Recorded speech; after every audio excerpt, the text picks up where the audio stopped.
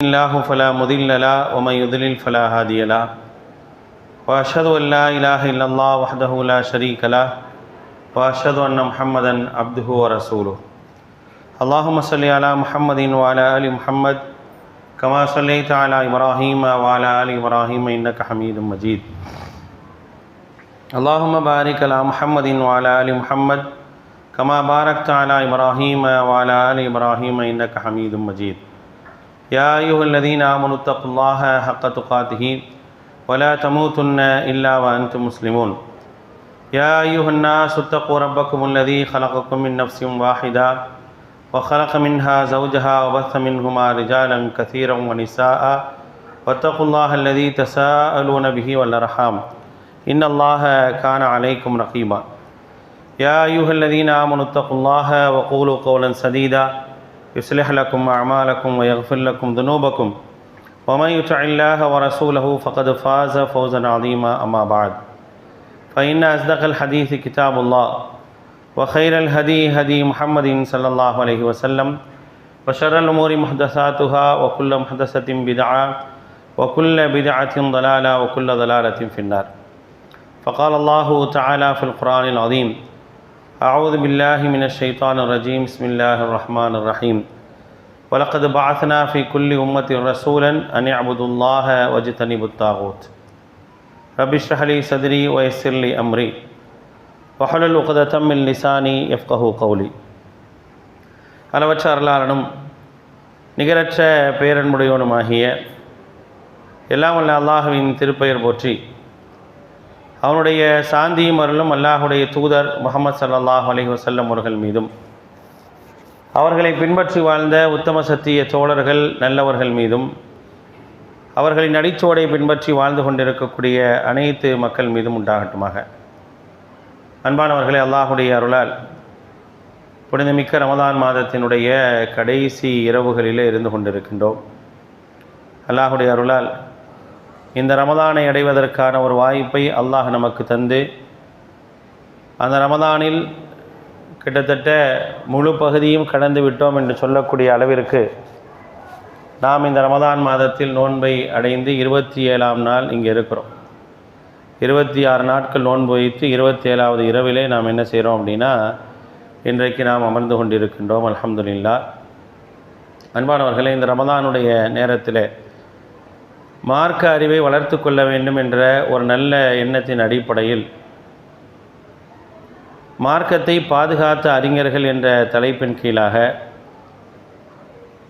நாம் இந்த மார்க்கத்திற்காக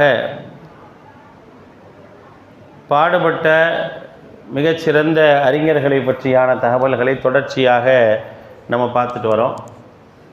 அந்த அடிப்படையில் நேற்று வரைக்கும் ஷேகுல் இஸ்லாம் இப்னு தைமியா ரஹிமஹுல்லாஹ் அவருடைய வரலாறை நம்ம பார்த்தோம். அன்பானவர்களே, இன்றைக்கு நாம் பார்க்க இருக்கக்கூடிய இமாம் அவருடைய வரலாறுக்கு போகிறதுக்கு முன்னால் இஸ்லாமிய வரலாறை பல நூற்றாண்டுகள் பலவிதமாக நம்ம என்ன செய்யணும்னா பிரிக்கலாம். இஸ்லாமிய வரலாறுகளை பல நூற்றாண்டுகளை என்ன செய்யணும்னா பலவிதமாக பிரித்து பார்க்கலாம். பொதுவாகவே உலக வரலாறை நீங்கள் பிரித்து பார்த்தீங்க அப்படின்னா ஈசா அலைஹிஸ்ஸலாமுடைய பிறப்பிற்கு முன் பிறப்பிற்கு பின் அப்படிங்கிற ஒரு நடைமுறை இருக்குது. கிமு கிபி அப்படிங்கிற ஒரு நடைமுறை இருக்குது. இன்றைக்கு வரைக்கும் நம்முடைய பிரதானமான கேலண்டரை பொறுத்த வரைக்கும் ஈசா அலைஹிஸ்ஸலாமுடைய பிறப்பிற்கு பின்னால் உள்ள கேலண்டர் தான் நம்ம என்ன செய்கிறோம் அப்படின்னா நம்ம இன்றைக்கு வரைக்கும் என்ன செய்கிறோம் பார்த்துட்ருக்கோம். கிபி உடைய கேலண்டர் என்ன செய்திருக்குது. அதற்கு பின்னால் நீங்கள் பார்த்தீங்க அப்படின்னா நபிகள் நாயகம் ஸல்லல்லாஹு அலைஹி வஸல்லமுடைய வருகைக்கு முன் வருகைக்கு பின் அப்படிங்கிற ஒரு நடைமுறை இஸ்லாமிய வரலாற்றில் இருந்துச்சு. அல்லாஹுடைய தூதர் ஸல்லல்லாஹு அலைஹி வஸல்லமுடைய பிறப்பிற்கு முன்னால் பிறப்பிற்கு பின்னால் அப்படின்னு ஒன்று இருந்துச்சு. அதுக்கப்புறம் நபித்துவத்திற்கு முன்னால் நபித்துவத்திற்கு பின்னால் அப்படின்னு இருந்துச்சு. நம்ம ஒரு வரலாறை படிக்கும்போது சில நேரங்களில் சில விஷயங்களை நாம் அறிந்து கொள்ள வேண்டிய கட்டாயத்தில் இருக்கிறோம். அல்லாஹுடைய தூதருடைய பிறப்பிற்கு முன் பிறப்பிற்கு பின் அப்படின்னு இருந்துச்சு. அதுக்கு பிறகு நபித்துவத்திற்கு முன் நபித்துவத்திற்கு பின் அப்படிங்கிற ஒரு இஸ்லாமிய வாழ்க்கையினுடைய நடைமுறை இருந்துச்சு. நபித்துவத்திற்கு முன்னால் எல்லாரும் எப்படி இருந்தாங்க அப்படின்னா அறியாமையில் இருந்தாங்க. அல்லாஹுடைய தூதர் ஸல்லல்லாஹு அலைஹி வஸல்லம் அவர்களுக்கு அல்லாஹ் ரப்புல் ஆலமீன் இந்த நேர்வழியை கொடுத்த பிறகு என்ன செஞ்சாங்க அப்படின்னா, மிகப்பெரிய ஒரு ஜோதி. அல்லாஹ் சொல்கிறானா இல்லையா, அல்லாஹு நூறு சமாவாத்தி வல்லர்து, அல்லாஹு தாலா வானங்கள் மற்றும் பூமியினுடைய ஒளியாக இருக்கிறான். யஹ்தில்லாஹு லிநூரிஹி மையஷா, அவனுடைய ஒளியை கொண்டு தான் என்ன செஞ்சானா நாடியவர்களுக்கு அல்லாஹ் ரப்புல் ஆலமீன் நேர்வழியை காட்டினான். ஒட்டுமொத்தமான அரபு தீபகற்பமும் அந்த அரபிய தீபகற்பத்தை சுற்றி இருக்கக்கூடிய காலங்களை நீங்கள் எடுத்து பார்த்தீங்கன்னா நபித்துவத்திற்கு முன் பின் அப்படின்னு பிரிக்கலாம். அதுக்கு முன்னால் எல்லாருமே எப்படி இருந்தாங்க அப்படின்னு சொல்லணும் அப்படின்னா ஜாஹில்கள் அப்படின்னு பேர், அவங்களுக்கு அறியாமையில் இருந்தார்கள் அப்படின்னு பேர். ஜாஹில்கள் அப்படின்னா அவங்களுக்கு ஒன்றுமே தெரியாதுன்னு அர்த்தம் கிடையாது. அதாவது அவர்கள் இலக்கணம் இலக்கியத்தில் அவங்கள மாதிரி சிறந்தவங்க யாரும் கிடையாது. அவருடைய இலக்கண இலக்கியத்திற்கு சவால் விடும் விதமாகத்தான் திருமறை குர்ஆனே இருந்துச்சு. நிறைய இலக்கியத்தை கற்றவர்கள் தான் அன்றைய அரபுகள். அவர்களுக்கெல்லாம் மிகப்பெரிய ஒரு சவாலாக திருமறை குர்ஆன் இருந்துச்சு. அதனால தான் அல்லாஹு தாலா கேட்டால், நீங்கள் என்ன செய்யுங்க, முடிஞ்சால் உங்களால் என்ன செய்யுங்க, இது போன்ற ஒரு விஷயத்தையாவது என்ன செய்யுங்க, ஒரு வசனத்தையாவது நீங்கள் கொண்டு வாங்க அப்படின்னு சொல்லி என்ன செஞ்சானா அல்லாஹ் ரப்புல் ஆலமீன் கேட்டான். உங்களால் என்ன செய்ய முடியும், ஒரு வசனத்தையாவது கொண்டு வர முடியுமா அப்படிங்கிற ஒரு கேள்வி என்ன செஞ்சால், ஃபஅத்து பி சூரத்தின் மின் மித்லி, நீங்கள் என்ன செய்யுங்க, ஒரே ஒரு வசனத்தை கொண்டு வாங்க. வதஉ ஷுஹதாஅக்கும் மின் தூனில்லாஹ், உங்களுக்கு யார் யாரையெல்லாம் நீங்கள் கூப்பிட முடியுமோ எல்லாத்தையும் நீங்கள் கூப்பிட்டுக்கங்க, ஒரே ஒரு வசனத்தையாவது என்ன செய்யுங்க கொண்டு வாங்க அப்படிங்கிற ஒரு கேள்வி அல்லாஹு தஆலா வச்சான். அந்த அளவுக்கு திறம்படைத்த இலக்கண இலக்கியத்தை கற்றவர்கள் இருந்தாங்க. இப்போ அவர்களுக்கெல்லாம் சவால் விடும் விதமாகத்தான் என்ன செஞ்சு அப்படின்னா திருமறை குர்ஆன் இறங்குச்சு. அப்போ நபித்துவத்திற்கு முன்னால் ஒட்டுமொத்தமாகவே அந்த அரபிய தீபகற்ப வரலாறு எப்படி சொல்லுவாங்கன்னா ஜாஹிலியாக்களுடைய காலம் அப்படின்னு சொல்லுவாங்க. ஜாஹிலியாக்களுடைய காலம் அப்படின்னு தான் சொல்லுவாங்க. அப்படி தான் அதற்கு பெயரும் இருந்துச்சு. நபித்துவத்திற்கு பின் அப்படிங்கிற ஒரு வாழ்வியல் முறை என்பது முழுக்க முழுக்க ஏகத்துவத்தை நோக்கி பயணிக்கக்கூடிய ஒரு பயணமாக இருந்துச்சு. அல்லாஹ் மட்டுமே வணக்கத்திற்குரியவன், அவனை தவிர நீங்கள் யாரையெல்லாம் கற்பனை செய்து வைத்திருக்கின்றீர்களோ எதுவுமே வணக்கத்திற்குரியவை அல்ல அப்படிங்கிற ஒரு அடிப்படையில் போச்சு. என்னன்னு கேட்டிங்கன்னா, அன்றைக்கி மக்க மாநகர் எடுத்தீங்க அப்படின்னா மக்க மாநகர் முழுக்க சிலைகளை வடித்து வணங்கி கொண்டிருந்தாங்க. நீங்கள் மதீனா போன்ற அரபிய அந்த அரபு நாடுகளை எடுத்துக்கிட்டீங்க அப்படின்னா யூதர்கள் அவர்களுக்கு என்ன செஞ்சாங்க அப்படின்னா அவர்களுக்கான கடவுளை வச்சுருந்தாங்க. நசாராக்கள் ஈசா அலைஹிஸ்ஸலாத்தை என்ன செஞ்சாங்க, வணங்கிட்டு இருந்தாங்க. இது அல்லாத மரம் செடி கொடிகள் அப்படின்னு சொல்லி எதையெல்லாமோ கடவுளாக்கி கொண்டிருந்த ஒரு சூழ்நிலை என்ன செஞ்சு அப்படின்னா இருந்துச்சு. அப்போ அந்த அடிப்படையில் தான் நபித்துவம் வந்த பிறகு நபித்துவத்திற்கு பின்னால் ஒவ்வொரு சூழல்களாக என்ன செய்யுது அப்படின்னா மாறுது. சரிங்களா, இது ஒரு காலம் இருந்துச்சு. அதுக்கப்புறம் அடுத்துள்ள காலம் என்ன அப்படின்னா ஹிஜ்ரத்திற்கு முன் ஹிஜ்ரத்திற்கு பின் அப்படின்னு ஒரு காலம் இருந்துச்சு. இஸ்லாமிய எழுச்சி அப்படிங்கிறத நீங்கள் எப்போ பார்க்கணும் அப்படின்னா ஹிஜ்ரத்திற்கு பின்னால் தான் என்ன செய்ய முடியும் நீங்கள் பார்க்க முடியும். ஹிஜ்ரத்துக்கு முன்னால் இஸ்லாமிய எழுச்சி என்பது பெருசாக இல்லை. ஆனால் மக்கள் என்ன செஞ்சாங்க, வந்துக்கிட்டே இருந்தாலும் இஸ்லாமியர்களுக்கு ஒரு பாதுகாப்பான ஒரு சூழ்நிலையே இல்லை. நான் இந்த அறிஞரை பற்றி பேசும்போது நான் இந்த வரலாறை எல்லாம் சேர்த்து கொண்டு வரேன் அப்படின்னா, அப்படி சொன்னால் தான் இவரோட நம்ம கனெக்ட் ஆக முடியும் அப்படிங்கிறதுக்காக தான் நான் என்ன செய்கிறேன், அங்கேருந்தே என்ன செய்கிறேன் எடுத்து கொண்டு வரேன். இப்போ என்ன ஆகுது அப்படின்னா ஹிஜ்ரத்துக்கு முன்னால் வரைக்கும் மக்களுடைய அதிகபட்சமான எண்ணிக்கை நீங்கள் பார்த்தீங்க அப்படின்னா ஒரு 300 பேர் தான் இருப்பாங்க. 300லேருந்து ஒரு 350 பேர் வரைக்கும் தான் என்ன செய்வாங்கன்னா பகிரங்கமாக இஸ்லாத்தை ஏற்றுக்கொண்ட மக்கள் என்ன செஞ்சாங்க, மக்காவில் இருந்தாங்க. அவங்க சிரமப்பட்டு என்ன செஞ்சாங்க, மதீனாவுக்கு ஹிஜ்ரத் செஞ்சு போனாங்க. அதுவரை இஸ்லாமிய தாவாவே எப்படி இருந்துச்சுன்னா ரொம்ப சிரமமானதாகத்தான் இருந்துச்சு.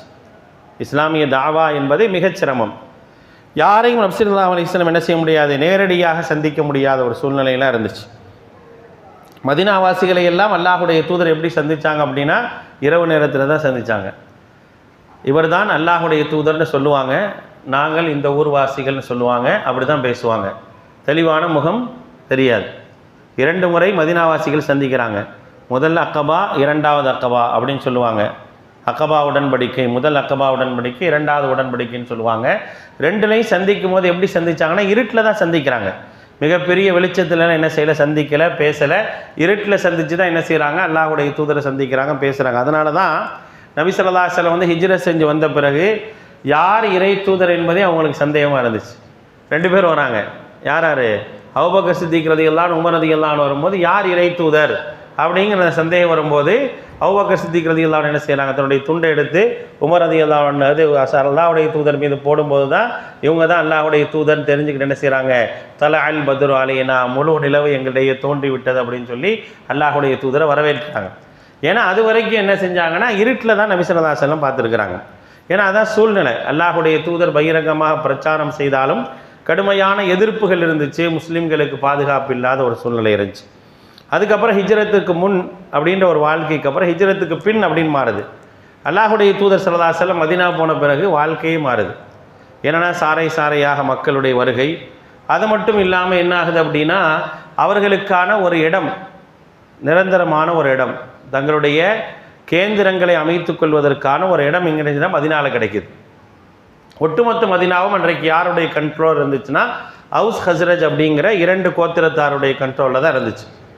அவங்க 2 பேருக்கு மத்தியில் அடிக்கடி சண்டை வரும், சச்சரவுகள் வரும். ஒரு கட்டத்தில் என்ன செய்கிறாங்கன்னா அவுஸ் ஹஸ்ரஜ் அப்படிங்கிற அந்த 2 கூட்டத்தாரும் இனிமேல் நம்ம சண்டை போட்டுக்கிட்டே இருந்தோம்னா நமக்கு தான் பாதிப்பு, நாம் தான் என்ன செய்வோம்னா பாதிப்பை அடைவோம் அப்படிங்கிறதுக்காக அவங்க 2 பேரும் என்ன செய்கிறாங்க, ஒன்று சேர்ந்து என்ன செய்கிறாங்க, ஒரு ஒப்பந்தத்தின் கீழே வந்துடுறாங்க. நம்ம மதீனாவாசிகள் இனிமேல் என்ன செய்யக்கூடாது, நம்ம சண்டை போடக்கூடாது அப்படிங்கிறப்ப நமக்கான ஒரு தலைவரை தேர்ந்தெடுத்துக்கொள்வோன்னு முடிவு பண்ணுறாங்க. அப்படி தேர்ந்தெடுத்துக்கொள்வதற்காக அவர்கள் தேர்ந்தெடுத்தவர்கள் யார் அப்படின்னா அப்துல்லாஹ் இப்னு உபய் இப்னு சலூல் என்று சொல்லக்கூடிய ஒரு நபர். அவர் தான் யார் அப்படின்னா நயவஞ்சகருடைய தலைவர், முனாஃபிக்கின்களுடைய தலைவராக இருக்கார்ல. இஸ்லாத்திற்கு எதிராக இஸ்லாமிய போர்வையில் வேலை பார்த்த அப்துல்லாஹ் இப்னு உபய் இப்னு சலூல் என்பவர் தான் தலைவராக தேர்ந்தெடுக்கணும் முடிவு எல்லாம் செஞ்சு வச்சிடறாங்க. அப்போ தான் இவங்க அந்த டைமில் தான் என்ன செய்கிறாங்க, மக்காவுக்கு போகிறாங்க, அல்லாஹ்வுடைய தூதரை சந்திக்கிறாங்க. அப்போ 2 சாராரும் என்ன முடிவு பண்ணுறாங்க அப்படின்னா நாம் ஏன் இவரை தலைவராக எடுக்கணும், நாம் குர்ஆன் அல்லாஹ்வுடைய வேதத்தை சுமந்து வருவோரை தலைவராக எடுத்துடலாம்ல, அது நமக்கு ரொம்ப தெளிவான நல்ல வழிகாட்டுதல் கிடைக்குமே அப்படின்னு சொல்லி அவங்க என்ன செய்கிறாங்க, அல்லாஹ்வுடைய தூதரை தேர்ந்தெடுக்கிறாங்க. தேர்ந்தெடுத்தோன்னு அவனால் தாங்க முடியல. அதுக்கப்புறம் தான் அவன் என்ன செய்கிறான் அப்படின்னா நயவஞ்சகனாக முழுசாக மாறுறான். இஸ்லாத்திற்கு எதிராகவும் இஸ்லாமிய மக்களுக்கு எதிராகவும் குறிப்பாக மக்காவாசிகளுக்கு எதிராகவும் என்ன செய்வான் அப்படின்னா எல்லா காலங்களையும் என்ன செஞ்சான் அப்படின்னா வேலை பார்த்து கொண்டே இருந்தான் அப்படிங்கிற ஒரு செய்தி. அல்லாஹ்வுடைய தூதர் வராங்க. ஹிஜ்ரத்துக்கு வந்த பிறகு நபி ஸல்லல்லாஹு அலைஹி வஸல்லம் அவர்கள் பெரிய ஒரு கட்டமைப்பு உருவாக்குறாங்க. அந்த கட்டமைப்புங்கிறது சாதாரணமான கட்டமைப்பு இல்லை, ஒட்டுமொத்தமான அரபு தீபகற்பமே என்ன என்று பார்க்கக்கூடிய அளவிற்கான ஒரு கட்டமைப்பை என்ன செய்ய உருவாக்குறாங்க. குறிப்பாக மக்காவில் உள்ளவர்களுடைய பிரதானமான வியாபார வழித்தடம் என்பது மதீனாவுடைய எல்கை தான். அதனால் இங்கே ஸ்ட்ராங்கான என்ன செய்கிறாங்க, ஒரு அடித்தளத்தை உருவாக்கும் பொழுது நபிகள் நாயகம் ஸல்லல்லாஹு அலைஹி வஸல்லம் தாவா செய்வதற்கும் அவர்கள் எல்லா விதமான காரியங்களையும் அமைத்துக் கொள்வதற்கும் மிகப்பெரிய ஒரு வழிதுணையாக என்ன செய்யுது அப்படின்னா ஹிஜ்ரத் அமையுது. அதனால தான் என்ன செய்கிறோம் அப்படின்னா ஹிஜ்ரியை அடிப்படையாக கொண்டு நம்ம என்ன செய்கிறோம் அப்படின்னா மாதங்களை நம்ம பார்க்குறோம். இப்போ யாருடைய வரலாறை பார்க்கறதா இருந்தாலும் இந்த ஹிஜ்ரியில் பிறந்தாருன்னு சொல்கிறோமா இல்லையா? இப்படி ஒரு செட்டப்பை யார் கொண்டு வராங்க அப்படின்னா உமர் ரலியல்லாஹு அன்ஹு தான் என்ன செய்கிறாங்க, கொண்டு வராங்க. என்ன காரணம்னா ஒரு தகவலை எழுதுகிறோம் அப்படின்னா ஒரு மிகப்பெரிய ஒரு அதிகார மையம் யாருடைய கையில் இருக்குது, உமர் ரலியல்லாஹு அன்ஹு கையில் தான் இருந்துச்சு. அப்போ எல்லாத்தோட தொடர்பு வைக்கும்போது அதில் என்ன செய்யணும், கடிதம் எழுதணும். அந்த கடிதத்தில் தேதியை குறிப்பிடணும். ஆரம்பத்தில் இருந்தே என்னன்னு கேட்டிங்கன்னா இந்த 12 மாதங்கள் இருக்க தான் செஞ்சு. எந்த மாதம்? முஹர்ரம், சஃபர், ரபியுல் அவல், ரபியுல் ஆஹிர் ஆரம்பத்திலேருந்தே கடைபிடிக்கப்பட்ட மாதங்களாக தான் இருந்துச்சு. மாதங்களில் எந்த மாதத்தையும் மாற்றலை. அந்த ஆண்டினுடைய எதை வைத்து ஆண்டை தீர்மானிப்பது அப்படிங்கிற ஒரு விஷயம் வருது. அப்போ என்ன செய்கிறாங்கன்னா ஒவ்வொன்றாக ஆலோசனை செய்கிறாங்க. ரசூல் ஸல்லல்லாஹு அலைஹி வஸல்லம் நபி பிறப்பு, ரசூலுல்லாஹ்வுடைய நபித்துவம், இப்படி ஒவ்வொன்றா ஆலோசனை செய்யும்போது ஹிஜ்ரியுடைய ஆலோசனை ஏற்றுக்கிறாங்க. ஏன்னா ஹிஜ்ரத்திற்கு பிறகு தான் இஸ்லாமுடைய வளர்ச்சி என்பது மிக அபரிவிதமாக இருந்தனால நம்ம ஹிஜ்ரியை வச்சு என்ன செய்வோம், கலெக்ட் பண்ணுவோம் அப்படின்னு சொல்லி முஹர்ரம் முதல் மாதமாக இருந்தாலும் அந்த முஹர்ரத்தை என்ன செஞ்சாங்க, ஹிஜ்ரி ஆண்டினுடைய முதல் மாதம் என்ன செய்கிறாங்க, கொண்டு வராங்க. சரிங்களா? அப்படி தான் என்ன செய்யுது அப்படின்னா கேலண்டர், இஸ்லாமிக் கேலண்டர் என்ன செய்யுது, அமைக்கப்படுது. அந்த அளவுக்கு ஹிஜ்ரத்தில் மிகப்பெரிய ஒரு தாக்கம் என்ன செய்து ஏற்படுது. நிறைய மக்கள் என்ன செய்கிறாங்க, பல இடங்களில் இஸ்லாத்தை ஏற்றுக்கிறாங்க. ஹிஜ்ரத்துக்கு முன், ஹிஜ்ரத்துக்கு பின் அப்படின்னு பிரிக்கலாம். அதுக்கப்புறம் நீங்கள் வந்தீங்க அப்படின்னா இஸ்லாமிய வரலாற்றை நீங்கள் அப்படியே பார்த்துக்கிட்டு வந்தீங்க அப்படின்னா ஹுதைபியா உடன்படிக்கைக்கு முன், ஹுதைபியா உடன்படிக்கைக்கு பின் அப்படிங்கிற ஒரு நடைமுறையை பிரிக்கலாம். இது இஸ்லாமிய வரலாறுகளை நம்ம இப்படி தான் பிரித்து பார்க்கணும். ஒட்டுமொத்தமாக நம்ம வரலாறை படிச்சிருப்போம். நபி ஸல்லல்லாஹு அலைஹி வஸல்லம் வரலாறு மொத்தமாக எத்தனை பேர் படிச்சிருக்கிறீங்க? ரஹீக்க படித்தவங்க எத்தனை பேர் இருக்கீங்க? 1 2 கேட்கவே மாட்டேனே. இது எத்தனை பேர் படிச்சிருக்கீங்கன்னு கேட்குறேன். எதுக்கு அப்படின்னா, அந்த வரலாறை படித்தவன ரொம்ப வேணாம், ரஹிக்கப்படுக்க ரொம்ப சிரமம்லாம் படாதீங்க. உங்கள் மொபைலில் வந்து தமிழ் திருக்குறான் ஆப் இருந்தால் போதும். அதில் என்ன செய்வாங்க, ரஹீக் இருக்கும், பாட வாரியாக போட்டிருப்பாங்க. ஒவ்வொரு பாடமாக என்ன செய்வாங்க போட்டிருப்பாங்க. வாய்ப்பு இருந்தால் படிச்சிருங்க. ஒரு தடவை முழுசாக நபி ஸல்லல்லாஹு அலைஹி வஸல்லம் வரலாறை படிச்சிருங்க. அந்த வரலாறை படித்தீர்கள் என்று சொன்னால் நம்முடைய வாழ்க்கையில் நிறைய மாற்றங்களை நம்ம பார்க்கலாம். நம்முடைய வாழ்க்கை ஈமானிய வாழ்க்கையாக மிகச்சிறந்த ஒரு வாழ்க்கையாக இருக்கும். அல்லாஹுடைய தூதருடைய வரலாறை ஒரு மனிதன் படித்து விட்டார்னா, முழுசாக நீங்கள் படிக்கும்போது என்னுடைய ஈமான் என்பது எப்படி இருக்குன்னு நம்ம தெரிஞ்சுக்கலாம். என்னுடைய ஈமான் என்பது எப்படி இருக்குது அப்படிங்கிறத புரிந்து கொள்வதற்கு மிக நேர்த்தியான ஒரு வரலாறு தான் அல்லாஹுடைய தூதர் ஸல்லல்லாஹு அலைஹி வஸல்லம் வரலாறு.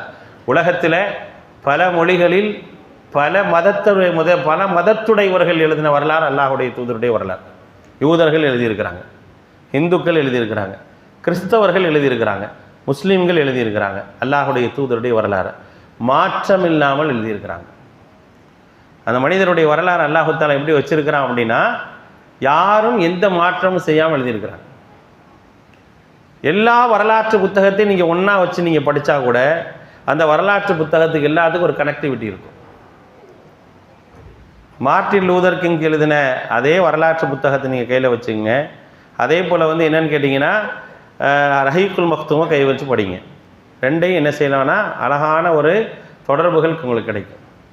அந்த அளவுக்காக அல்லாஹுடைய தூதருடைய வரலாறு என்ன செய்யப்பட்டிருக்கு அப்படின்னா, ஓப்பனாக எல்லாரும் படித்து எழுதக்கூடிய அளவு இருக்குது. அதனால தான் மைக்கேல் ஹெச் ஹார்ட் சொன்னார், உலகத்தில் நான் ஏற்றுக்கொண்ட மதம் கிறிஸ்தவ மதம், என்னுடைய மதம் கிறிஸ்தவ மதம் தான். ஆனால் நான் என்ன செய்கிறேன் அப்படின்னா, ஏன் முஹம்மது அவர்களை முதலாவதாக கொண்டு வரேன்?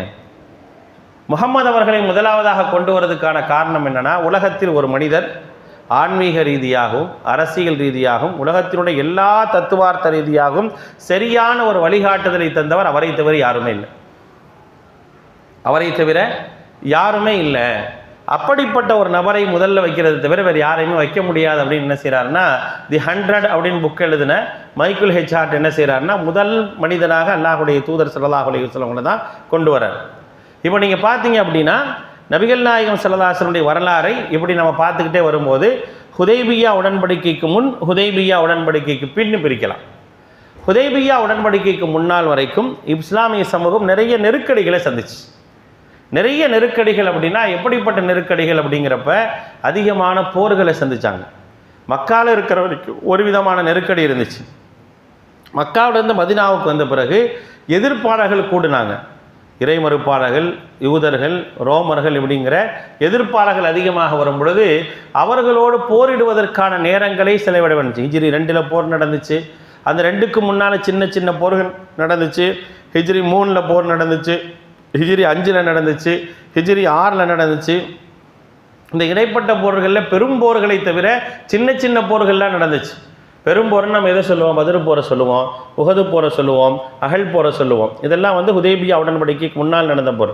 அது இல்லாமல் பனு கைனுகா, பனு முஸ்தலிக், இது போன்ற சின்ன சின்ன போர்கள்லாம் என்ன செஞ்சோம் அப்படின்னா நிறைய நடந்தது. இதெல்லாம் என்ன செஞ்சுன்னா இந்த மாதிரியான போர்களை சந்திக்க வேண்டிய சூழ்நிலைகள்லாம் நிறைய வந்துச்சு. அப்போ வந்து என்னென்னு கேட்டிங்கன்னா, அப்பையும் என்ன செய்ய முடியல, மார்க்கத்தை வந்து ஒரு பறந்து விரிந்து கொண்டு போக முடியல. யாரும் எங்கேயும் போனார்கள் அப்படின்னா அவங்களுக்கு பாதுகாப்பெல்லாம் இருக்காது. ஒரு முஸ்லீமாக இருப்பவர் மதினாவை தாண்டி போகிறார் அப்படின்னா பாதுகாப்பற்ற சூழ்நிலையில் போயிட்டு வருவார், பாதுகாப்பான சூழ்நிலையில் போயிட்டு வருவார்னு சொல்லவே முடியாது. அச்சமான ஒரு சூழ்நிலை தான் போயிட்டு வரக்கூடிய ஒரு நிலையெல்லாம் இருந்தது. இப்படியே இருக்கும்போது ஹுதைபியா உடன்படிக்கை ஏற்படுது. ஹிஜ்ரி 6 ஹுதைபியா உடன்படிக்கை ஏற்படுது. நபிகள் நாயகம் ஸல்லல்லாஹு அலைஹி வஸல்லம் அவங்க என்ன செய்கிறாங்க அப்படின்னா, ஒரு கனவு காண்றாங்க, உம்ராவை செய்வதாக கனவு காண்றாங்க. உம்ரா என்பது கனவெல்லாம் பார்க்கப்படுது. அல்லாஹ்வுடைய தூதருடைய கனவும் வஹீதான், எல்லா இறை தூதருடைய கனவும் வஹீதான், சரிங்களா? அந்த அடிப்படையில் என்ன செய்கிறாங்க அப்படின்னா, கனவு காண்ட பிறகு சஹாபாக்களை கூட்டிகிட்டு உம்ராவுக்காக போகிறாங்க. போகக்கூடிய இடத்துல என்ன செய்கிறாங்க, தடுக்கப்படுறாங்க. அந்த ஹுதைபியா என்ற இடத்துல வைத்து இறை மறுப்பாளர்களுக்கும் அவர்களுக்கு மத்தியில் ஒப்பந்தம் செய்யப்படுது. அதில் குறிப்பான ஒப்பந்தம் என்ன, போர் நிறுத்த ஒப்பந்தம் தான். இனிமேல் என்ன செய்யக்கூடாது, நீங்களும் போர் செய்யக்கூடாது, நாங்களும் போர் செய்ய மாட்டோம். உங்களோடு யாரெல்லாம் ஒப்பந்தம் செய்திருக்கின்றார்களோ அவர்களோடு நாங்களும் போர் செய்ய மாட்டோம். எங்களோடு யாரெல்லாம் ஒப்பந்தம் செஞ்சுருக்கிறாங்களோ அவங்களோட என்ன செய்யக்கூடாது, யாரும் ஒப்பந்தம் போர் செய்யக்கூடாது. அது வந்து ஒரு மிகப்பெரிய வெற்றியாக அல்லாஹ் கருதினால தான் சூரத்துல் ஃபத்ஹ் இறக்குறான். 48வது அத்தியாயம், இன்னா ஃபதஹ்னா லக ஃபதஹம் முபீனான்னு ஒரு வசனம் இருக்குது, அத்தியாயம் இருக்குது. அல்லாஹு தஆலா மகத்தான வெற்றியை உங்களுக்கு தந்து விட்டான் அப்படிங்கிற ஒரு அத்தியாயமே இறங்குது. சரிங்களா? அதில் தான் என்ன செய்யறான், இன்னொரு டிக்ளரேஷனை கொடுக்குறான். அல்லாஹ் லியக்ஃபிர லக்கல்லாஹு மா தகத்தம மின் தம்பிக், நபியே உங்களுடைய முன்பின் பாவங்களை எல்லாம் என்ன செஞ்சிட்டோம், நம்ம மன்னிச்சிட்டோம் அப்படின்ற ஒரு டிக்ளரேஷனை என்ன செய்யறான்னா அல்லாஹ் ரப்புல் ஆலமீன் தரான். சரிங்களா? அந்த ஒப்பந்தம் ஹுதைபியா உடன்படிக்கையினுடைய ஒப்பந்தத்தை நீங்கள் பார்த்தீங்கன்னா மேலோட்டமாக பார்க்கும்போது முஸ்லீம்களுக்கு எதிரானது மாதிரி இருக்கும். ஆரம்பத்திலிருந்து பிஸ்மில்லாஹிர் ரஹ்மானிர் ரஹீம்னு எழுதுவாங்க அலி ரலியல்லாஹு அன்ஹு. அந்த இறைமறுப்பார்கள் சொல்லுவாங்க பிஸ்மில்லாஹிர் ரஹ்மானிர் ரஹீம்னு எழுதக்கூடாது, பிஸ்மில்லாஹி தஆலான்னு எழுதுங்க. எங்களுக்கு அல்லாஹ்வை தெரியும், ரஹ்மானையும் தெரியாது, ரஹீமையும் தெரியாது. அப்போ நபி ஸல்லல்லாஹு அலைஹி வஸல்லம் அடிச்சுட்டு எழுதுங்கிறாங்க. ரஹ்மான் ரஹீமை அடிச்சுட்டு எழுத கோவம் வருது முஸ்லீம்களுக்கெல்லாம். என்னடா அப்படின்ற ஒரு கோவம் வருது.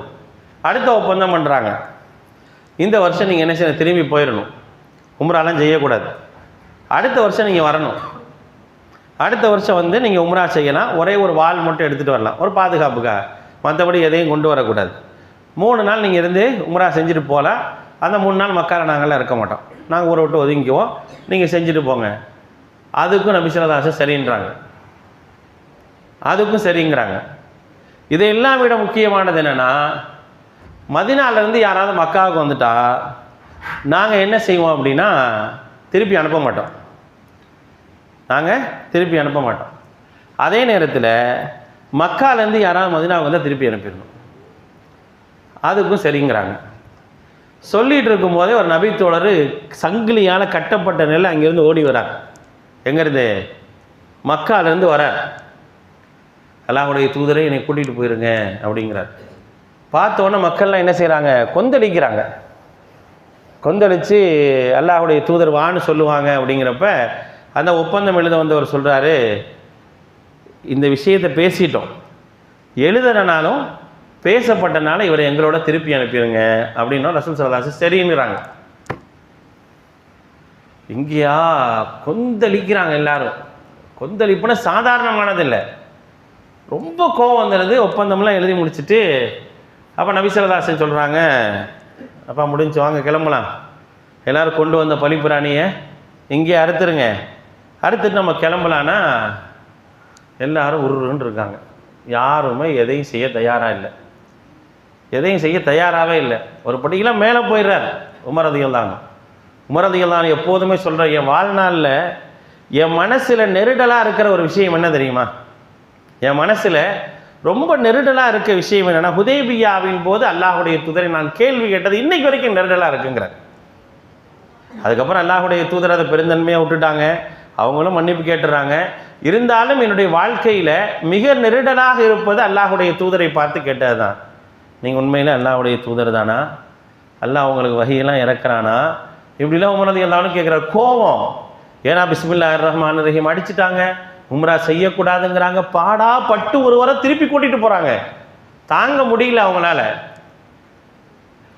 இப்படி ஏன்னா அவங்கள பற்றி எல்லாம் சொல்கிறாங்க. அந்த சூரத்துல் ஃபத்ஹில் அழகா சொல்லுவான், முஹம்மதுர் ரசூலுல்லாஹ் வல்லதீன மஅஹு அஷித்தாஉ அலல் குஃபார் ருஹமாஉ பைனஹும் தராஹும் ருக்அன் சுஜ்ஜதன் யப்தகூன ஃபضலம் மினல்லாஹி வ ரிதுவானா. முஹம்மதுடைய தோழர்கள் எப்படிப்பட்டவங்க தெரியுமா, வல்லதீன மஅஹு அவர்களோடு இருப்பவர்கள் அஷித்தாஉ அலல் குஃபார் இறை மறுப்பாளர்கள் விஷயத்தில் கடுமையாக நடந்து கொள்வோர்கள், ருஹமாஉ பைனஹும் ஆனால் தங்களுக்கு மத்தியில் அன்பையும் கருணையும் இரக்கத்தையும் வாரி இறைக்கிறவங்க. ஒருத்தருக்கு ஒருத்தர் என்ன செய்வாங்க, அன்பு செலுத்துவதில் அவர்களை போல யாருமே இருக்காது. நம்மள்ட்டலாம் அப்படி இருக்கானே இல்லை. அவங்கள மாதிரி அன்பானவர்கள், அவங்கள மாதிரி நேசம் மிக்கவர்களும் யாருமே இல்லைன்னு சொல்ல அப்படி இருந்தாங்க. அதனால அவரை பார்க்கும்போது சங்கிலியால் பிணைக்கப்பட்டு வரக்கூடிய என்னுடைய தோழர் போறாரே அப்படிங்கிறது தாங்கிக்கவே முடியல. அதனால அப்படி ஒரு கேள்வி வந்து என்ன செய்யறாங்க, கேட்டுறாங்க. அப்போ நேராக அப்போ வந்து உம்மு சலமா ரலியல்லாஹு அன்ஹா வந்து கூட்டிகிட்டு வந்திருந்தாங்க. அப்போ உம்மு சலமா ரலியல்லாஹு அன்ஹா போய் ஆலோசனை கேட்குறாங்க, என்ன செய்யலாம். உம்மு சலமா ரலியல்லாஹு அறிவு கூர்மையானவர்கள், சரிங்களா. அவங்க அல்லாஹுடைய தூதரையும் படிச்சிருக்கிறாங்க, அல்லாஹுடைய தூதருடைய தோழர்களையும் படிச்சிருக்கிறாங்க. அல்லாஹு தாலா அல்லாஹுடைய தூதருக்கு கொடுத்த எல்லா மனைவிமார்கள் அப்படி தான். நீங்கள் கதீஜா ரலியல்லாஹு அன்ஹாலேருந்து ஆயிஷா ரலியல்லாஹு அன்ஹா வரைக்கும் எத்தனை மனைவிமார்கள் இருக்கிறாங்களோ ஒவ்வொருத்தருக்கும் ஒரு சிறப்பு இருக்குது. சும்மாலாம் ஒரு மனைவி அல்லாஹுடைய தூதருக்கு தரல. ஒவ்வொரு மனைவியும் ஒவ்வொரு விஷயத்தில் வந்து மிக தேர்ந்தவர்களாக இருந்தாங்க. அப்போ உம்மு சலமா ரலியல்லாஹு அன்ஹா போய் கேட்குறாங்க, என்ன செய்கிறது அப்படின்னு கேட்குறப்ப சலமா ரலியல்லாஹு அன்ஹு ரொம்ப சிம்பிளாக சொல்கிறாங்க, அல்லாஹ்வுடைய தூதர் நீங்கள் ஒன்றுமே செய்ய வேணாம், நேராக போங்க, உங்களுடைய படிப்பிராணியை நீங்கள் அருங்க, அதுக்கப்புறம் என்ன நடக்குதுன்னு பாருங்கங்கிறாங்க. நேராக போகிறாங்க, அல்லாஹ்வுடைய தூதர் குர்பானி கொடுக்குறாங்க, சர சர சர சர சஹாபாக்கள் எல்லாரும் கொடுத்துட்றாங்க. அதுக்கப்புறம் என்ன செய்யலை, யாருமே முறைச்சிட்டுலாம் நிற்கலை, டக்கு டக்கு டக்குன்னு எடுத்துடுறாங்க. அப்போ எப்படிப்பட்ட ஒரு புரிதல் அவங்கள்ட்ட இருந்திருக்குன்னு பாருங்கள். இந்த தோழர்கள் முஹம்மது ஸல்லல்லாஹு அலைஹி வஸல்லம் அவர்கள் என்ன செய்தாலும் அதை அப்படியே செய்யக்கூடியவர்கள் அப்படிங்கிற ஒரு புரிதல் பார்த்தீங்களா யார்கிட்ட இருக்குது, அவங்களுடைய மனைவிட்ட இருக்குது, உம்மு ஸலமா ரலியல்லாஹு அன்ஹா. அப்போ என்ன செய்கிறாங்க அப்படின்னா, அதே மாதிரி நடந்த பிறகு போய்கொண்டே இருக்கும்போது சூரத்துல் ஃபத்ஹ் இறங்குது. இன்னா ஃபதஹ்னா லக ஃபத்ஹம் முபீனான்னு இறங்கின உடனே அல்லாஹுடைய தூதர் செஞ்ச எல்லாமே சரிங்கிறான். அல்லாஹுடைய தூதர் செஞ்ச எல்லாமே சரினோடனே அல்லாஹுடைய தூதர் எவ்வளோ பெரிய இறை தூதர், அந்த உமரை கூட்டிகிட்டு வாங்க, உமரை கூட்டிகிட்டு வாங்க, நடந்ததை சொல்லுங்க, என்ன பேசிட்டீங்க, இதான யதார்த்தமான ஒரு மனிதனுடைய நிலை. அல்லாஹுடைய தூதர் உமர் ரலியல்லாஹு அன்ஹு இடத்தில் செல்கிறார்கள். உமர் ரலியல்லாஹு அன்ஹு இடத்தில் அல்லாஹுடைய தூதர் செல்கிறாங்க. உமரை நெருக்கமாக ஆக்கிக் கொள்கின்றார்கள். உமரே இப்பொழுது என்ன இறங்குச்சு தெரியுமா அப்படின்னு ஓதுறாங்க. அதை ஓதும்போது உமர் அப்படியே என்ன செய்கிறாருன்னா அப்படி குறுகி போயிடுறார். இந்த மனிதரை நான் இப்படி பேசிவிட்டேனே அப்படின்னு அவரால் தாங்கவே முடியல, அவரால் தாங்கவே இயலலை. அப்போ உடனே என்ன செய்கிறாங்க அப்படின்னா, அல்லாஹுடைய தூதர்கிட்ட போய், அல்லாஹுடைய தூதரை நான் அந்த மாதிரியான நான் அந்த கோபத்தில் சொல்லிட்டேன், என்னை மன்னிச்சிடும், உமரே உங்கள் மீது குற்றமே இல்லைங்கிறாங்க. உமர் ரலியல்லாஹு அன்ஹு சொல்கிறாங்க, என்னுடைய பல காலங்கள் ஆகிவிட்டது அல்லாஹுடைய தூதரோடு நான் இருந்து விட்டேன், அல்லாஹுடைய தூதர் நெருக்கமாக இருந்தேன், அதுக்கப்புறம் அல்லாஹுடைய தூதர் அதை பற்றி என்கிட்ட பேசினதே கிடையாது. ஆனால் இன்று அளவும் அவருடைய ஆட்சி அதிகாரத்தின் போது சொல்கிறாங்க, இன்று அளவும் எனக்கு அதை நினைத்து நான் என்ன செய்கிறேன் அப்படின்னா ஒரு விதமான ஒரு குற்ற உணர்வு என்கிட்ட இருந்துக்கிட்டே இருக்குங்கிறாங்க. அப்போ அதுக்கு பிறகு என்ன ஆகுது, ஹுதைபியா உடன்படிக்கைக்கு பிறகு என்ன ஆகுது அப்படின்னா, சாறை சாறையாக போகிற இடங்கள் எல்லாம் மக்களுடைய வருகை அதிகமாகுது. அப்படி வருகைகள் அதிகமாகும் போது தான் இஸ்லாமிய சட்டங்கள் என்ன செய்யப்படுது, எழுதப்படுது. எல்லா இஸ்லாமிய சட்டங்களும் எப்போ வந்துச்சு, ஃபர்தாவுடைய சட்டத்திலிருந்து பரஸ்பரம் சகோதரர்களுக்கு மத்தியிலான சட்டங்கள் எல்லாமே எப்போ வருது அப்படின்னு கேட்டிங்க அப்படின்னா, நீங்கள் பார்த்தீங்க அப்படின்னா அந்த 6ஆம் ஆண்டு தான் பார்க்கணும். சூரத்துல் ஹுஜராத்தாக இருக்கட்டும், சூரத்து நூராக இருக்கட்டும், இது மாதிரியான நிறைய வசனங்கள் இருக்குது, நிறைய அத்தியாயங்கள் இருக்குது குர்ஆனில். இதெல்லாம் பார்த்தீங்கன்னா மார்க்க சட்டங்கள் சொல்லப்பட்டிருக்கும். ஒரு ஆண் இடத்தில் பெண் எப்படி நடந்துக்கணும், வீட்டுக்குள்ளே போகும்போது எப்படி நடந்துக்கணும், எப்படி சலாம் சொல்லணும், இந்த மாதிரியான எல்லா சட்டங்களும் எப்போ இறங்கியிருக்குன்னு பார்த்தீங்கன்னா 6ஆம் ஆண்டில் தான் இறங்கியிருக்கும். ஏன்னா 6ஆம் ஆண்டுகளில் அதுக்கப்புறம் என்னென்னு கேட்டிங்கன்னா நடைமுறை சட்டங்களை எல்லாம் சொல்லித்தர வேண்டிய ஒரு அவசியம் இருந்தது. அதுக்காக என்ன செஞ்சாங்கன்னா அந்த மாதிரியான விஷயங்கள்லாம் சொல்லி தந்தாங்க. அதுக்கப்புறம் இஸ்லாமிய வரலாற்றை நீங்கள் பார்க்கணும் அப்படின்னா, மக்காவுடைய வெற்றிக்கு முன் வெற்றிக்கு பின் அப்படின்னு பார்க்கணும். மக்காவுடைய வெற்றிக்கு பின் என்ன ஆகுது, எல்லா அரபு நாடுகளுடைய எல்லா தீபகற்பங்கள் இருந்து என்ன செய்கிறாங்க, சாறை சாறையாக இஸ்லாத்துக்கு வராங்க. ஹுதைபியா உடன்படிக்கைக்கு பிறகுதான் என்ன செய்கிறாங்கன்னா, சுற்றி இருக்கக்கூடிய அரசர்களுக்கெல்லாம் அல்லாஹுடைய தூதர் லெட்டர் எழுதுகிறாங்க. சுற்றி இருக்காங்கல்ல எல்லா அரசர்களுக்கும் லெட்டர் எழுதுகிறாங்க. அந்த லெட்டரில் எப்படி இருக்குன்னா, பிஸ்மில்லாஹிர் ரஹ்மானிர் ரஹீம் இருக்கும். இது இன்னஹு மின் முஹம்மது இப்னு அப்துல்லா, முஹம்மதுடைய அல்லாஹுடைய அடிமையான முஹம்மது அவர்களிடத்திலிருந்து கடிதம் வருகின்றது, இது அல்லாஹுடைய தூதருடைய கடிதம், வஸ்ஸலாமு அலா மனித்தபா அல் ஹுதா அப்படின்னு சொல்லி என்ன செய்வாங்க, அந்த கடிதம் எழுதப்பட்டிருக்கும். அதில் அல்லாஹுடைய தூதருடைய மோதிரத்துடைய முத்திரை இருக்கும். எல்லாத்துக்கும் என்ன செய்வாங்க, கடிதம் எழுதினாங்க. பலரும் ஏற்றுக்கொண்டார்கள், பலரும் நிராகரித்தாங்க, பலரும் ஒன்றுமே சொல்லாமல் இருந்தாங்க. இந்த மாதிரியான நிகழ்வுகள்லாம் நடந்துச்சு. மக்காவுடைய வெற்றிக்கு பிறகு எல்லா இடங்கள்லேருந்து என்ன செஞ்சாங்க, மக்கள் வர ஆரம்பித்தாங்க. அப்போ தான் என்ன செஞ்சாங்கன்னா, அல்லாஹ் ரப்புல் ஆலமீன் மக்கள் சாறை சாறையாக வரும் பொழுது நீங்கள் அல்லாஹ்வை நினைவு கூறுங்க அப்படிங்கிறப்ப, அல்லாஹுடைய தூதர் ஸல்லல்லாஹு அலைஹி வஸல்லம் மரணம் அப்படின்னு நிகழும்போது எப்படி இருந்துச்சு அப்படின்னா, ஒட்டுமொத்தமான அரேபிய தீபகற்பம் எப்படி இருந்துச்சு, இஸ்லாமாக இருந்துச்சு. முழுமையாக அல்லாஹுடைய தூதர் அரபு தீபகற்பத்தை என்ன செஞ்சாங்க, ஒரு முஸ்லீம் மாகாணமாக என்ன செஞ்சாங்க, உருவாக்கி விட்டு தான் என்ன செய்கிறாங்க, மரணம் அடைகிறாங்க. அதுக்கு தான் அல்லாஹ் ரப்புல் ஆலமீன் அவங்களை சிலாகித்து சொல்லும் விதமாகத்தான் ஹஜ்ஜத்துல் விதாவில் வைத்து கேட்டாங்க, ஹலா அல் பல்லகுத்து, நான் எல்லாவற்றையும் உங்களுக்கு சொல்லிட்டேனாங்கிறப்ப பலா யா ரசூலுல்லாஹ்னு அல்லாஹ்வை சாட்சியாக்குறாங்க. அல்லாஹு தஆலா அல்யௌம அக்மல்து லக்கும் தீனக்கும் அப்படிங்கிற அந்த வசனத்தை இறக்குறான். இது நபி ஸல்லல்லாஹு அலைஹி வஸல்லம் வரலாறு. இந்த வரலாறு நான் ஏன் சொல்கிறேன் அப்படின்னா, இந்த வரலாற்றில் நாம் பார்க்கும்போது எப்படி பார்க்குறோன்னா, முன் பின் அப்படின்னு பார்த்தோம். அப்படியே நீங்கள் வரலாற்றில் அப்படியே வாங்க.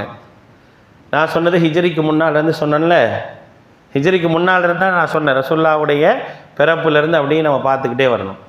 இப்போ அப்படியே வந்தீங்க அப்படின்னா ஹிஜ்ரி 1115, ஹிஜ்ரி 1115 இஸ்லாமிய வரலாற்றை, குறிப்பாக சரியான அகீதாவுடைய வரலாறை நம்ம எப்படி பார்க்கணுன்னா, நபிகள் நாயகம் ஸல்லல்லாஹு அலைஹி வஸல்லம் அவர்களுக்கு பிறகு பல இமாம்களுக்கு பிறகு எப்படி ஒட்டுமொத்தமான இஸ்லாமிய உலகம், நான் ஒட்டுமொத்தமான இஸ்லாமிய உலகம் சொல்கிறேன் அப்படின்னா எங்கெல்லாம் இஸ்லாமியர்கள் இருக்கிறாங்களோ அப்படிப்பட்ட உலகம், இந்தியாவாக இருக்கட்டும், பாகிஸ்தானாக இருக்கட்டும், ஸ்ரீலங்காவாக இருக்கட்டும், சவுதியாக இருக்கட்டும், மற்ற ஈராக்காக இருக்கட்டும், ஈரானாக இருக்கட்டும், இப்படிப்பட்ட எல்லா இடங்களும் எங்கெல்லாம் இஸ்லாமியர்கள் அதிகமாக இருக்கிறாங்களோ அதெல்லாம் இஸ்லாமிய உலகம். சரிங்களா? இஸ்லாமிய உலகத்தை முஹம்மது இப்னு அப்துல் வஹாப் ரஹிமஹுல்லாவுடைய வருகைக்கு முன் வருகைக்கு பின்னு பிரிக்குது உலகம். சரிங்களா? அகீதாவில் மிக மிக சேர்ந்த ஒரு அறிஞராக யார் பார்க்கப்படுறாங்க அப்படின்னா முஹம்மது இப்னு அப்துல் வஹாப் ரஹிமஹுல்லா தான். அவர்களுடைய வருகைக்கு முன் அவர்களுடைய வருகைக்கு பின் அப்படிங்கிறத இஸ்லாமிய வரலாறு பிரிக்கப்படுது. ஏன்னா ஒரு மனிதருடைய கொள்கை தாக்கம் என்பது ஒரு ஊர் ஒரு நகரத்தை தாண்டி ஒட்டுமொத்த உலகத்திலும் அந்த தாக்கம் ஏற்படுது. அதனால தான் இமாம் முஹம்மது இப்னு அப்துல் வஹாப் அவங்க சொல்லும்போது என்ன செய்வாங்க அப்படின்னா, நூற்றாண்டினுடைய மிகப்பெரிய ஒரு புதிய தாக்கத்தை ஏற்படுத்தியவர் அப்படின்னு சொல்லுவாங்க. நூற்றாண்டின் மிகப்பெரிய ஒரு தாக்கத்தை ஏற்படுத்திய ஒரு மனிதனாக யார் பார்க்கப்படுறாங்க அப்படின்னா முஹம்மது இப்னு அப்துல் வஹாப் பார்க்கப்படுறாங்க. அதுக்காகத்தான் அவங்களுக்கு இமாமுல் முஜத்தித் அப்படின்னு ஒரு பேர் உண்டு. யாருக்கு?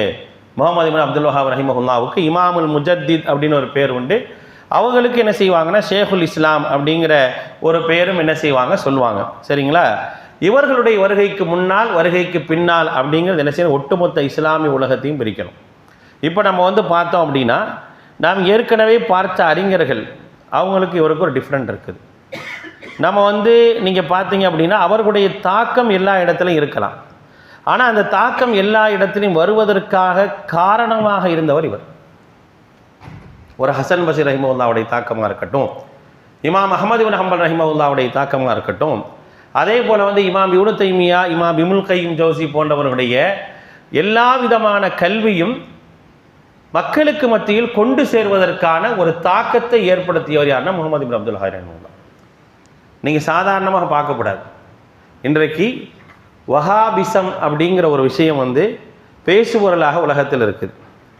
எந்த மாதிரி பேசுபொருளாக இருக்குன்னா, வஹாபிசம் என்பது மிகப்பெரிய ஒரு பழமைவாதத்தை போதிக்கக்கூடிய ஒரு கொள்கை அப்படின்னு என்ன செய்கிறாங்க, தவறான ஒரு சித்தரிப்பை என்ன செய்கிறாங்க, திரும்ப திரும்ப உலகத்தில் வைக்கிறாங்க.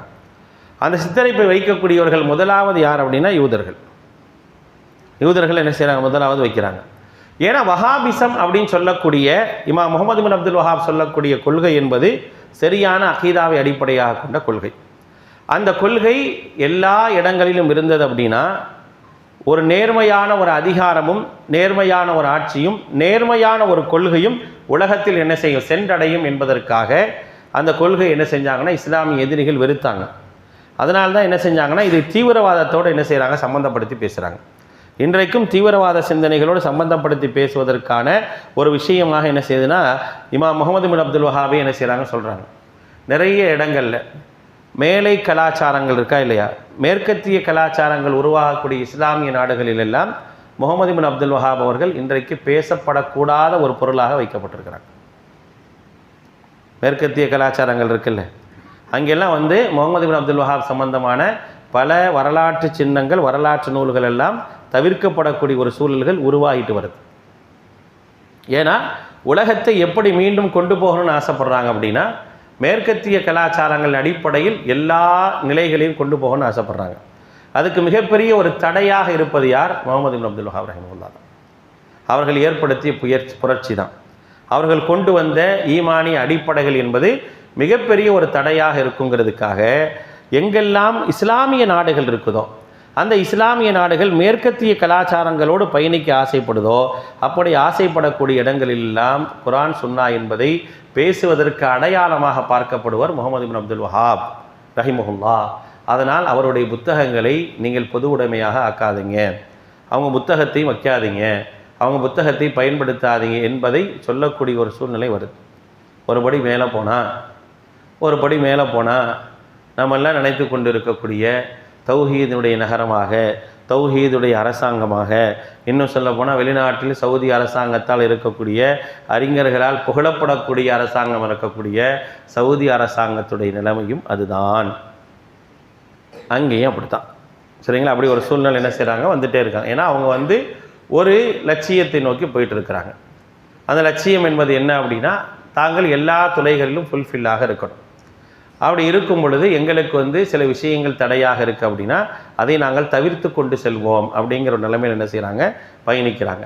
அப்போ அப்படி பயணிக்கக்கூடிய நேரத்தில் அதற்கு தடையாக இருப்பவராக யார் அறியப்படுறான்னா முகமது இப்னு அப்துல் வஹாப் ரஹிமஹுல்லாஹ் அறியப்படுறாங்க. ஒரு கிட்டத்தட்ட இன்றைக்கி ஹிஜ்ரி 1450 தாண்டி என்ன செய்து போயிட்டுருக்கு. ஹிஜ்ரி 1115 பிறந்து ஹிஜ்ரி 1130 தங்களுடைய பிரச்சாரத்தை துவங்கிய ஒரு மனிதர் ஒட்டுமொத்தமான ஒரு தாக்கத்தை உலகத்தில் ஏற்படுத்துகின்றார். இமாம் இப்னுல் பாஸ் ரஹிமஹுல்லாஹ் சொல்லும் பொழுது, ஒரு 260 வருடங்கள் ஒரு மனிதருடைய தாக்கம் ஒரு ஊர் ஒரு நாடு என்று இல்லாமல் ஒட்டுமொத்தமாக எங்கெல்லாம் இஸ்லாமியர்கள் வாழ்கின்றார்களோ அப்படிப்பட்ட எல்லா பிரதேசங்களிலும் ஒரு தாக்கத்தை ஏற்படுத்தியது என்பது இமாம் முகமது இப்னு அப்துல் வஹாப் ரஹிமஹுல்லாஹ்வுடைய பிரச்சாரத்தை தவிர வேறு எதையும் நீங்கள் பார்க்க முடியாதுங்கிறார். ஷேகுல் இப்னு பாஸ் ரஹிமஹுல்லாஹ் என்ன செய்கிறாங்க, அவர்களை பற்றி எழுதுகிறாங்க. அஹ்லுஸ் சுன்னா வல் ஜமாஅ என்று சொல்லப்படக்கூடிய, அகீதத்து ஸலஃப் என்று சொல்லப்படக்கூடிய, மன்ஹஜு ஸஹீஹா என்று சொல்லப்படக்கூடிய தெளிவான மன்ஹஜை, சரியான மன்ஹஜை யாரெல்லாம் கொண்டு செல்லக்கூடிய பிரச்சாரகர்களாக இருக்கிறாங்களோ, யாரெல்லாம் அறிஞர்களாக இருக்கிறாங்களோ அப்படிப்பட்ட எல்லோராலும் வழிகாட்டியாக பார்க்கப்படுவர் முஹம்மது இப்னு அப்துல் வஹாபை தவிர வேறு யாரும் இல்லை. அவர்தான் நமக்கு இப்னு தைமியாவை சொல்லி காட்டினார். அவர்தான் இப்னுல் கய்யிம் ஜௌஸி ரஹிமஹுல்லாஹ் அவர்களை சொல்லி காட்டுகின்றார். அவருடைய கொள்கை என்பது எவ்வளோ சாலச் சிறந்த ஒரு கொள்கை என்பதை நமக்கு மத்தியில் ஆழமாக பதிய வைத்தவர் அவர்தான். அதனால் அப்படிப்பட்ட ஒரு மனிதனுடைய தாக்கம் ஒரு டமாஸ்கஸோடு எப்படி அந்த சுற்று வட்டார பகுதியில் இமாம் இப்னு தைமியா ரஹிமஹுல்லாஹ்வுடைய அந்த நிலை முடிந்ததோ அது மாதிரி இல்லை. அதாவது தாக்கம் இன்றைக்கு வரைக்கும் பேசப்படுதல் அன்றைய காலகட்டத்தில் இருக்கக்கூடிய காலகட்டத்திலேயே அவருடைய தாக்கம் என்பது முகமது இப்னு அப்துல் வஹாப் ரஹிமஹுல்லாஹ்வுடைய தாக்கம் முதல்ல சவுதியில் வருது. நீங்கள் இன்றைக்கு பார்க்கக்கூடிய சவுதி மாகாணம் என்பது, சவுதி என்பது அன்னைக்கு கிடையாது. நீங்கள் சவுதி அன்றைக்கு நீங்கள் பார்த்தீங்க அப்படின்னா நீங்கள் ரியாதையோ, நஜிதையோ, ஒயைனாவையோ, அது போன்ற பிரதேசங்களையோ, அஹ்சாவையோ இன்றைக்கி நீங்கள் பார்த்தீங்க அப்படின்னா அங்கே எந்த விதமான குராஃபாத்தோ பிதாவோ எதுவுமே இருக்காது. ஆனால் முகமது இப்னு அப்துல் வஹாப் ரஹிமஹுல்லாஹ்வுடைய பிரச்சாரத்திற்கு முன்னால் அங்கேயும் பல கபறுகள் இருந்தன, அங்கேயும் பல மாடங்கள் அமைக்கப்பட்டிருந்தன, அங்கேயும் பல தைக்காக்கள் அமைக்கப்பட்டிருந்தன. அவைகளெல்லாம் அமைக்கப்பட்டு முழுக்க இஸ்லாத்திற்கு எதிரான கொள்கைகள் தான் அடிப்படையாக இருந்தன. இன்னும் ஒரு படி மேலே சொல்ல போனால் அல்லாஹுடைய தூதர் ஸல்லல்லாஹு அலைஹி வஸல்லமுடைய கபர் என்பது வணக்கஸ்தலமாக இருந்தது மதீனால. அதற்கு மேல் இருக்கக்கூடிய அடையாளம் கூட பச்சை அந்த குப்பா கூட அமைக்கப்பட்டதற்கான காரணம் இது அல்லாஹுடைய தூதர் ஸல்லல்லாஹு அலைஹி வஸல்லமுடைய கபர் இருக்கக்கூடிய இடம் என்று தெரிந்து கொள்ள வேண்டும் அப்படின்றதுக்காகத்தான் அப்படிப்பட்ட ஒரு பச்சை கூடாரமே அமைக்கப்பட்டது. மதுஹபுகளை அடிப்படையாக கொண்டுதான் மக்கமா நகரில் தொழுகையே நடத்தப்படக்கூடிய ஒரு சூழல்கள் எல்லாம் இருந்தது. உலகத்தினுடைய எல்லா இடங்களிலும், சவுதி உட்பட உலகத்தினுடைய எல்லா இடங்களிலும் ஷிர்க்கும் பித்அத்தும் குராஃபாத்தும் தான் என்ன செய்யுது அப்படின்னா மூழ்கி கிடந்தது. ஒரு 40 வருடத்திற்கு முன்னால் நம்முடைய நாடு தமிழ்நாடு எப்படி இருந்துச்சோ அதே போலதான் சவுதியும் இருந்தது, அரபு நாடுகளும் இருந்தது, எல்லாம் அப்படிதான் இருந்துச்சு. அதிலெல்லாம் எல்லா விதமான மாற்றத்தையும் தாக்கத்தையும் ஏற்படுத்த ஒரு மனிதர் இருக்கிறார் அப்படின்னா அவர்தான் முகமது இப்னு அப்துல் வஹாப் ரஹிமஹுல்லாஹ். சாதாரணமாக இல்லை, சாதாரணமாக வரல. அவருடைய காலம் முழுக்க என்ன செஞ்சார் அப்படின்னா எப்படியாவது சரியான கொள்கையை, அல்லாஹுடைய தூதர் ஸல்லல்லாஹு அலைஹி வஸல்லம் அவர்கள் எந்த கொள்கையை மக்களுக்கு சொன்னாங்களோ அந்த கொள்கையை சரியான முறையில் கொண்டு சேர்க்க வேண்டும் என்பதற்காக மிகப்பெரிய ஒரு போராட்டத்தை நடத்தியவர் அவர். அல்லாஹுடைய அருளால் எப்போதுமே மார்க்கத்தை ஒருவர் கையில் எடுக்கிறார் அப்படின்னா அவருக்கு உதவி செய்வதற்கு அல்லாஹ் ரப்புல் ஆலமீன் உதவியாளர்களை தருவார். அல்லாஹ் திருமறை குர்ஆன்ல சொல்லி காட்டுறான். இன்னைக்கு கூட இமாம் ஓதும் போது அழகா ஓதுனாங்க, யா ஐயுஹல்லதீன ஆமனு கூனு அன்சாருல்லாஹ். சூரத்து ஸஃப்பினுடைய கடைசி வசனம். 61வது அத்தியாயத்துடைய கடைசி வசனத்தில் அல்லாஹ் சொல்கிறான், யா ஐயுஹல்லதீன ஆமனு, நம்பிக்கையாளர்களே, கூனு அன்சாருல்லா, நீங்கள் அல்லாஹ்வினுடைய உதவியாளர்களாக இருங்க. அல்லாஹ் ரப்புல் ஆலமீன் அவனுக்காக உதவி செய்வதற்காக மார்க்கத்தை கையில் எடுக்கும் பொழுது அல்லாஹ் ரப்புல் ஆலமீன் என்ன செய்வான் அப்படின்னா, இன் தன்சுருல்லாஹ யன்சுருக்கும் வ யுஸப்பித் அக்தாமக்கும். நல்லா விளங்கிக்கங்க, நான் சத்தியத்திற்காக போராடுகின்றேன், சத்தியத்தை மக்களுக்கு கொண்டு சேர்க்க வேண்டும் என்று நினைக்கிறேன்.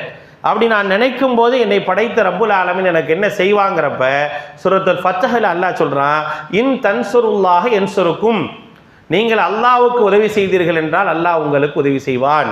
வ யுஸப்பித் அக்தாமக்கும், உங்களுடைய பாதங்களை ஸ்திரப்படுத்துவான்.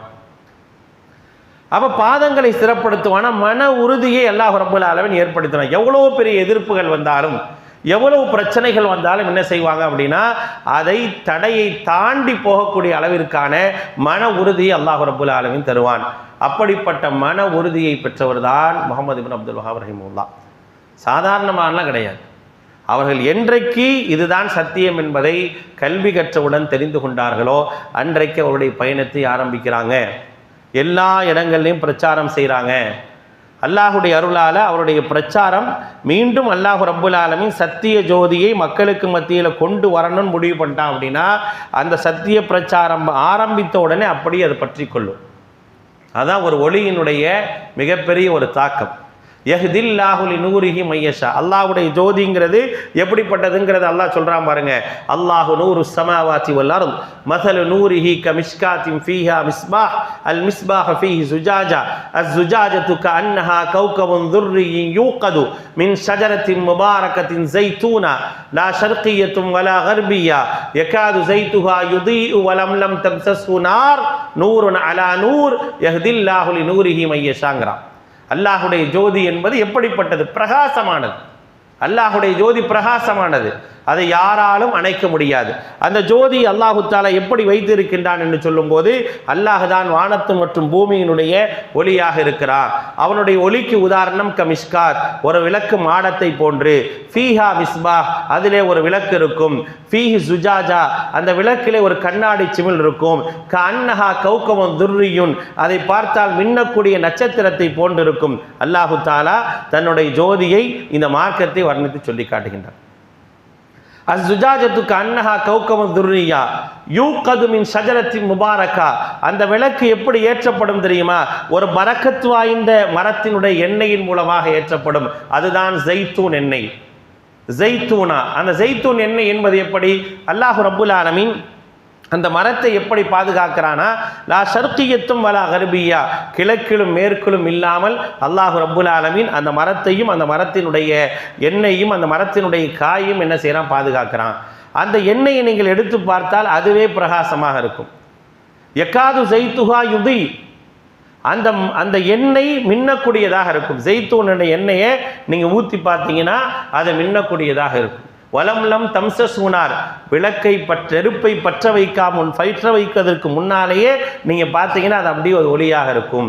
அப்போ அல்லாஹ் சொல்கிறான், அப்படிப்பட்ட அந்த ஒளிமிக்க அந்த ஸைத்தூன் எண்ணெயை நாம் அந்த விளக்கில் ஊற்றி அந்த மின்னக்கூடிய அந்த சிமிழுன் அடிப்படையில் இருக்கக்கூடிய அந்த விளக்கை பற்ற வைத்தால் எப்படி பிரகாசமாக இருக்குமோ, அல்லாஹுடைய ஜோதி என்பது எப்படி பிரகாசமாக இருக்குமோ அப்படிப்பட்ட பிரகாசம்தான் இந்த மார்க்கம். நூருன் அலா நூர், ஒளிக்கு மேல் ஒளி, அந்த ஒளியை கொண்டு யஹ்தில்லாஹு லிநூரிஹி மையஷா. அப்போ அல்லாஹுடைய ஜோதி என்பதை, அந்த ஜோதியை யார் மக்களுக்கு மத்தியில் கொண்டு சேர்க்கும்னு நினைக்கிறானோ அந்த ஜோதி அல்லாஹு தஆலா அப்படியே பற்ற வைத்து அப்படியே மக்களுக்கு மத்தியில் கொண்டு போயிடும். அப்படிதான் என்ன செய்கிறாங்க? அந்த கொள்கையை சொல்வதற்காக ஆரம்பிக்கிறாங்க. ஆரம்பிக்கும் போது அல்லாஹ் ரப்புல் ஆலமீன் அவர்களுக்கு உதவி செய்கிறான். அந்த ஜோதி கொண்டு சேர்ப்பதற்காக அல்லாஹ் ரப்புல் ஆலமீன் அவருக்கு அழகான ஒரு தோழரையும் அல்லாஹ் ரப்புல் ஆலமீன் தருகின்றான். இவர்கள் இருவரும் சேர்ந்தார்கள். அவருடைய இருவருடைய சேர்க்கை என்பது இன்றைக்கு உலகத்தினுடைய எல்லா முடுக்குகளிலும் தௌஹீத் பேசப்படுகின்றது. உலகத்தினுடைய எல்லா சந்துகளிலும் தௌஹீத் பேசப்படுகின்றது. உலகத்துடைய எல்லா சந்துகளிலும் ஷிர்க்குக்கு எதிராக மக்கள் நின்று இருக்கின்றார்கள். உலகத்தினுடைய எல்லா மூலைகளிலும் பித்அத்தை தூக்கி எறியக்கூடிய மக்கள் இருக்கிறாங்க. அதற்கு அல்லாஹ் ரப்புல் ஆலமீன் முஹம்மது இப்னு அப்துல் வஹாப் ரஹிமஹுல்லாஹ் அவர்களையும் அவர்களோடு இன்னொருவரையும் என்ன செஞ்சான் அப்படின்னா அவர்களுக்கு இணையாக வச்சான். அப்படிப்பட்ட அந்த இருவர் முகமது இப்னு அப்துல் வஹாப் ரஹிமஹுல்லாவுடைய பயணம், அந்த கல்வி பயணம், அவருடைய பிரச்சாரம், அந்த பிரச்சாரத்திற்காக அவர்கள் தொகுத்த புத்தகங்கள், அவை ஏற்படுத்திய தாக்கங்கள் என்னவென்பதை இன்ஷா அல்லாஹ் நாளை வகுப்பிலே பார்ப்போம். வாஹிரு தஅவானா அனில் ஹம்துலில்லாஹி ரப்பில் ஆலமீன். அன்பான சகோதரர்களே, நம்ம சொன்ன மாதிரி தான் நம்முடைய ஜமாத்தின்